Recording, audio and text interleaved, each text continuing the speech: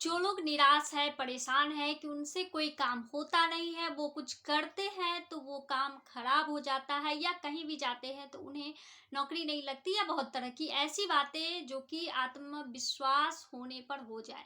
तो आज की वीडियो इसी बात पर है और एक कहानी के ज़रिए आपको समझाया जाएगा। आप इन्हें ज़रूर समझें, ज़रूर बातों को ध्यान रखें। सबसे पहले तो मैं आप लोगों का स्वागत करती हूँ। आप सब खुश रहो, मस्त रहो, हमेशा मुस्कुराते रहो और अपने आत्मविश्वास को हमेशा मजबूत बना के रखो, क्योंकि मेरा और हमारा सभी का आत्मविश्वास अगर मजबूत होगा तो हम सभी काम बहुत ही आसानी से कर लेंगे। तो चलिए एक कहानी के जरिए मैं बताती हूँ। ये एक बौद्ध भिक्षु की कहानी है, बौद्ध धर्म के से जुड़े लोगों की कहानी है या जो भी कह लो। तो आप इन कहानी को सिर्फ समझें, उनके सार को समझें, बाकी सभी चीज़ों को आप भूल जाए। तो ये कहानी है जहाँ एक निर्जना नदी थी, जिस नदी के आसपास कुछ गांव बसे हुए थे, उस गांव की कहानी है। उस गांव में एक हेमू नाम का लड़का रहता था। वो लड़का जब छोटा था तो उसी समय उसकी माँ बहुत तेज बारिश होने की वजह से वो जमीन पे फिसल के गिर गई और गिरने की वजह से उसके कमर में ऐसी चोट आई कि वो कभी चल नहीं पाई। जब हेमू बड़ा हुआ तो उसे काम की तलाश होने लगी, क्योंकि उसे घर चलाने के लिए पैसों की जरूरत थी और घर का वही एक लौता बच्चा था जो कमा सकता था और अपने और अपनी माँ का पेट भर सकता था। वो जहां भी नौकरी करने जाता उसे निराशा ही हाथ लगता। वो कुछ दिन काम करता और फिर उसे नौकरी से निकाल दिया जाता।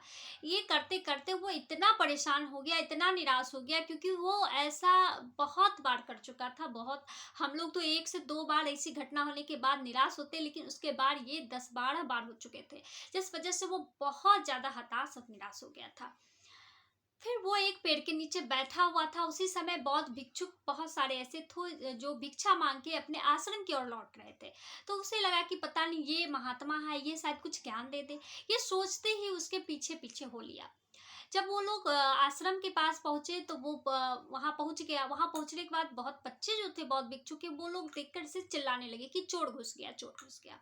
सभी ने इसे पकड़ लिया। फिर ये रोने लगा, बोला मैं चोर कहाँ हूँ, मुझे तो इतनी परेशानी हूँ, मैं अपने लिए कुछ भी नहीं कर सकता, मैं अपनी माँ का पेट भी नहीं भर सकता, मैं कोई काम का नहीं। इस तरह करके बुरी तरह वो रोने लगा।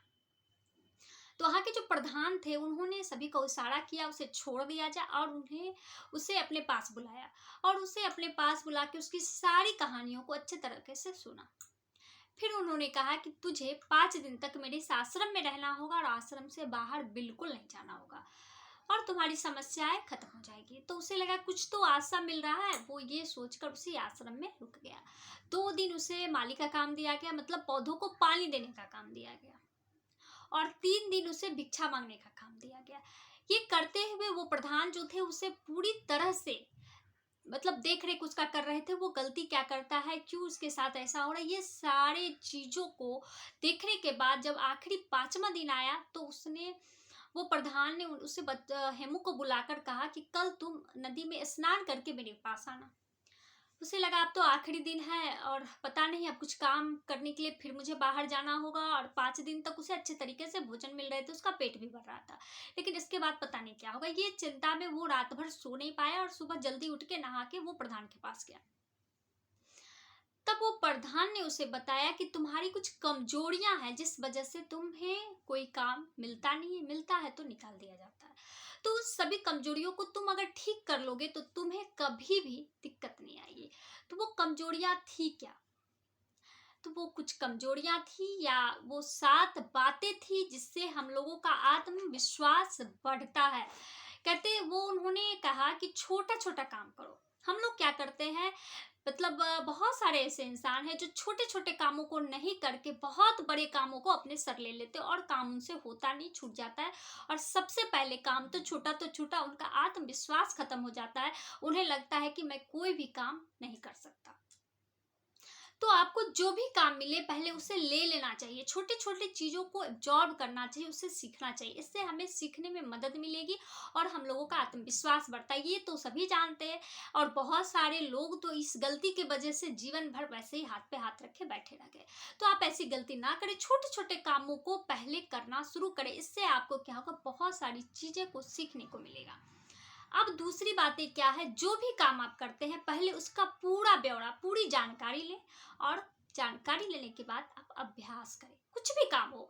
बहुत लोगों को तलवारबाजी पसंद है, बहुतों को किसी भी, अब तो तलवारबाजी चलती नहीं है, अब बहुत सारी ऐसी चीज़ें हैं जो बहुत सारे हैं जिसके बारे में उसे पता नहीं है और उस लाइन में वो घुस जाते हैं। बहुत बच्चे इंटर मैट्रिक एग्जाम के बाद बच्चे इस तरह के लाइन में घुस जाते हैं जिनके बारे में उसे कोई भी नॉलेज नहीं, किसी ने कुछ कहा बस घुस गए। ऐसा बिल्कुल ना करें। पहले पूरी जानकारी ले आपको क्या बनना है, कैसे बनना है। अब तो मोबाइल का सिस्टम आ गया, आप इस तरीके से सब कुछ पता कर सकते हो और पता करने के बाद आप उसमें घुसो और अभ्यास करो। कहते हैं ना, करत करत अभ्यास के चरमति होत सुजान, रसरी आवत जात पर सिल पर पड़त निशान। जब रस्सी से सिल पे, पत्थर पे निशान पड़ सकता है तो हम लोग भी कर सकते हैं और इससे आत्मविश्वास बढ़ता है। अब आई तीसरी पॉइंट क्या है, हमें शांत रहना चाहिए, हमें अपने आप पर निरंतरण रखना चाहिए। ऐसा नहीं कि कुछ भी हुआ, ऐसा है नहीं कि हम कोई भी काम करें और फटाक से एक ही बार में हो जाए, ऐसा होता नहीं है।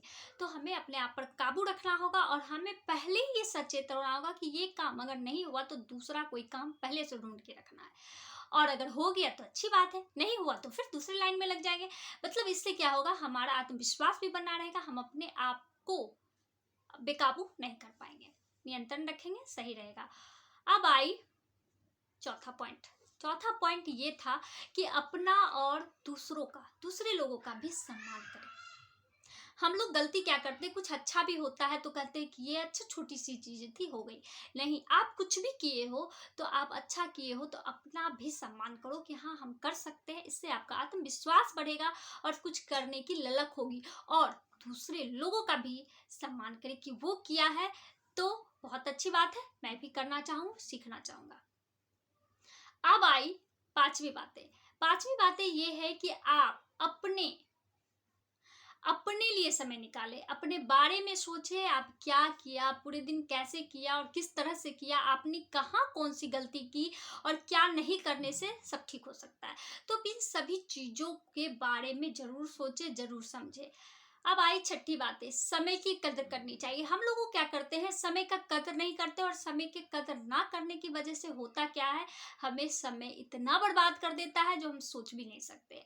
कहता है समय रहते कर लो, नहीं तो समय बर्बाद कर देगा। सही बात है, हम लोग समय पर करते नहीं, अपने आलस की वजह से सब कुछ छोड़ देते हैं।